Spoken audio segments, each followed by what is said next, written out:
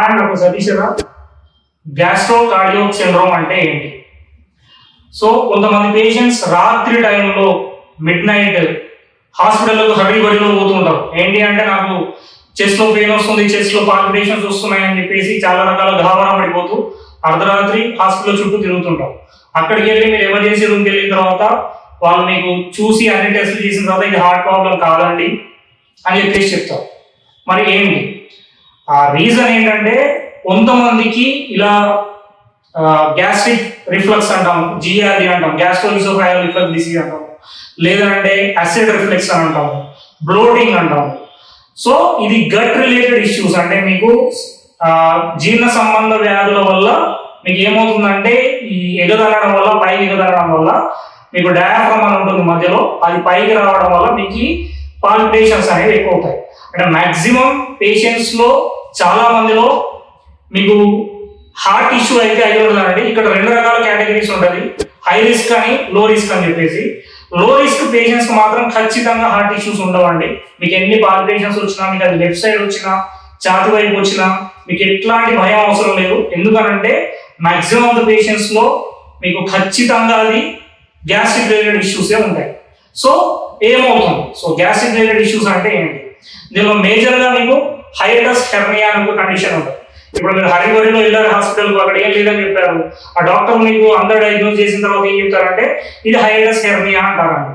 Hiatus hernia అంటే ఏం లేదు, మీకు స్టమక్ అనేది పైకి ఎగరడం వల్ల, సింపుల్గా చెప్పాలంటే మీకు పైన హార్ట్ ఉంటుందండి, దాని కింద స్టమక్ ఉంటుంది.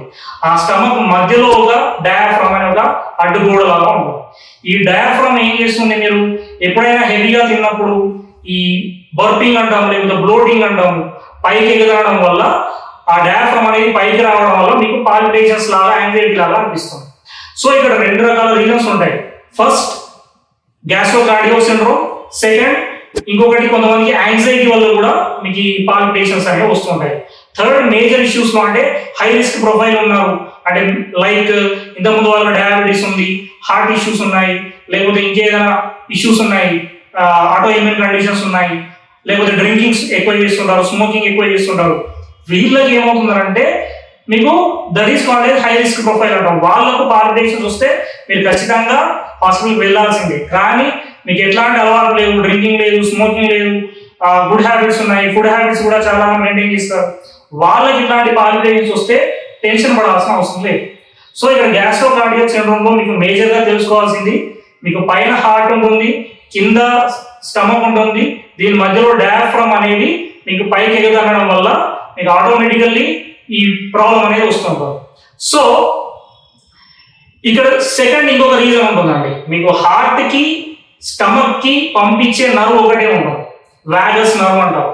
ఈ వాగస్ నర్వ్ ఎప్పుడైతే స్టిమ్యులేషన్ అనేది ఎక్కువ అవుతుందో మీకు, అంటే ఎక్కువగా కొంతమంది ఏమవుతుందంటే తిన్నది ఎగదనడం వల్ల, ఆ జిఆర్డి లాంటి కండిషన్స్ వల్ల మీకు వాగస్ నర్వ్ అనేది ఇరిటేషన్ వల్ల మీకు పాల్పిటేషన్స్ కూడా వస్తుంటాయి. అంటే ఇక్కడ రెండు రకాల రీజన్స్ ఉన్నాయి. ఒకటి ఫుడ్ ఎక్కువైనప్పుడు, సెకండ్ మీ వాగస్ నర్వ్ అనేది ఇరిటేటెడ్ గా తయారైనప్పుడు. ఇంకొక మేజర్ రీజన్ ఏముంటుంది ఈ అంటే పాల్పిటేషన్స్ రావడానికి మేజర్గా, చాలా మంది ప్రోటాన్ పంప్ ఇన్హిబిటర్స్ అనే టాబ్లెట్స్ ఎక్కువగా వాడుతుంటారు. What is proton pump inhibitors? మీకు జనరల్లీ గ్యాస్ట్రిక్ ఇష్యూస్ లో చాలా డాక్టర్స్ మీకు ప్రిస్క్రైబ్ చేస్తుంటారు, లైక్ ఒమిప్రజోల్ అని. చాలా మంది ఈవెన్ ఓవర్ ద కౌంటర్ తీసుకుంటూ ఉంటారు, డైరెక్ట్ మెడికల్ షాప్కి వెళ్ళేసి ఒమిప్రజోల్ తీసుకుంటారు, కొంతమంది ఆస్పిరిన్ లాంటివి తీసుకుంటుంటారు. సో ఇట్లాంటి టాబ్లెట్స్ వల్ల, ఈ ప్రోటాన్ పంప్ ఇన్హిబిటర్స్ వల్ల, అంటే ఎక్కువగా గ్యాస్ట్రిక్ ఇష్యూస్ ఉన్న వాళ్ళు వాడుతున్న ఈ టాబ్లెట్స్ వల్ల సైడ్ ఎఫెక్ట్ లాగా మీకు ఈ పాల్పిటేషన్స్ వచ్చే ఛాన్సెస్ ఉంటాయి ఎక్కువగా వాడుతున్నప్పుడు. అదేలా అంటే మీరు ఈ ప్రోటాన్ పంప్ ఇన్హిబిటర్స్ వాడుతున్నప్పుడు, ఈ టాబ్లెట్స్ వాడుతున్నప్పుడు మీకు జనరల్ ఏమవుతుందంటే మీకు న్యూట్రిషన్ డిఫిషియన్సీస్ అనేవి ఎక్కువ అవుతుంటాయి. మేజర్లీ మెగ్నీషియం అనే డిఫిషియన్సీ ఎక్కువ అవుతుంది. సో హైపో మెగ్నీషియమియా అంటాం, అంటే మెగ్నీషియం అనేది తక్కువైపోవడం వల్ల మీకు ఈ పాల్పిటేషన్స్, ఈ క్రాంప్స్ అనేవి వస్తుంటాయి. జనరల్లీ మెగ్నీషియం ఏం చేస్తుంది, మీకు మజిల్ క్రాంప్స్ ను తగ్గించడానికి మీకు జనరల్లీ మెగ్నీషియం అనేది ఉపయోగపడుతుంటుంది. ఇప్పుడు లైక్ కార్డియాక్ అరిథమియాస్ కానీ, లేకపోతే ఆస్టియోపోరోసిస్ కానీ, ఇట్లాంటి మేజర్ కండిషన్స్ లో మీకు మెగ్నీషియం అనేది తగ్గుతూ ఉంటుంది. సో ఇక్కడ మెగ్నీషియం పని ఏంటంటే క్రాంప్స్ లాగా, అంటే ఇప్పుడు హార్ట్ ఉంది, అది కూడా ఒక muscle. So contraction and relaxation ఇట్లాంటి క్రాంప్స్ రాకుండా ఉండడానికి, పాలిటేషన్స్ ఎక్కువ అవ్వడానికి మీకు మెగ్నీషియం, లో మెగ్నీషియం అంటే మెగ్నీషియం తగ్గడం వల్ల కూడా మీకు ఇబ్బంది అనేది ఏర్పడుతుంది. సో మీకు మేజర్లీ ఈ proton pump inhibitor side effects వల్ల కూడా మీరు గ్యాస్ట్రిక్ ఇష్యూస్ కోసం సంవత్సరాల తరబడి డాక్టర్ ప్రిస్క్రిప్షన్స్ లేకుండా మీ ఇష్టం వచ్చినట్టు గ్యాస్ట్రిక్ అంటే కొంచెం ఎగదన్నగానే పోయేసి టాబ్లెట్స్ తీసుకున్నారు అనుకోండి, మీకు ఆటోమేటికల్లీ ప్రాబ్లం అనేది ఇంకా ఎక్కువ అవుతుంది, ఈ పాలిటేషన్స్ ఎక్కువ అవుతుంటాయి. నా దగ్గరికి మొన్న ఒక పేషెంట్, నా రెగ్యులర్ పేషెంట్, ఆయన యాంగ్జైటీ న్యూరోసిస్ అనే కండిషన్ తో బాధపడుతున్నారు. సో తనకు కూడా ఈ పాలిటేషన్స్ వస్తున్నాయని చెప్పేసి ఇంకా చచ్చిపోతానేమో అని చెప్పేసి అర్ధరాత్రి వెళ్ళి అన్ని రకాల టెస్టులు, ఈసీజీలు ఇంకా అన్ని రకాలుగా చేయించేసి లాస్ట్కి ఏం లేదంటే గ్యాస్ట్రిక్ ఇష్యూ అని చెప్తే మళ్ళీ నా దగ్గరికి వచ్చాడు. సో అతను భయపడుతున్నాడు. నా దగ్గరికి వచ్చి నెక్స్ట్ డే మార్నింగ్ నా దగ్గరికి వచ్చి క్లినిక్ అర్ధరాత్రి ఫోన్ చేసి సార్ ఇట్లా అవుతుంది అని అంటే, మీరు రేపు మార్నింగ్ రండి, ఏం కాదు, భయపడకండి అని చెప్పేసి వచ్చిన తర్వాత మాట్లాడితే, సార్ నేను యాక్టర్ పునీత్ రాజ్ కుమార్ ఉన్నారు కదా, ఆయన యొక్క సడన్ గా హార్ట్ అటాక్ వచ్చి చనిపోతానేమో, ఈ మధ్యలో ఈ ఆఫ్టర్ కరోనా మనకు చాలా మంది డెత్ అవుతుంది కదా హార్ట్ ఇష్యూస్ తో, సో అట్లా నాకు కూడా ఏమైనా చనిపోతానేమో అని చెప్పేసి ఎక్కువగా భయపడుతున్నాం. సో ఈ గ్యాస్ట్రో కార్డియాక్ సిండ్రోమ్ అనేది చాలా తక్కువగా వస్తుంది, కానీ మేజర్ కేసెస్ లో యాంగ్జైటీ వల్ల, లేకపోతే భయం వల్ల, లేకపోతే ఈ గ్యాస్ట్రిక్ ఇష్యూస్ వల్ల మీకు ఈ పాలిటేషన్స్ అనేవి ఎక్కువగా వస్తున్నాయి.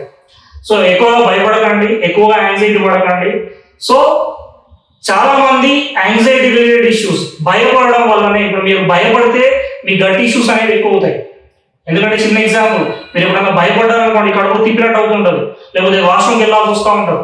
ఎందుకు వెళ్ళాల్సి వస్తుంది? సో మీకు ఆ భయం అనేది స్టమక్ పైన ఖచ్చితంగా ఎఫెక్ట్ చేస్తుంది. అప్పుడు ఏమవుతుంది, మీరు భయపడ్డప్పుడు మీకు ఆటోమేటికల్లీ ఇంటర్నల్ గా స్ట్రెస్ హార్మోన్స్ ఎక్కువగా రిలీజ్ అవుతూ మీ గుడ్ బ్యాక్టీరియా అనేది చనిపోతూ ఉంటారు.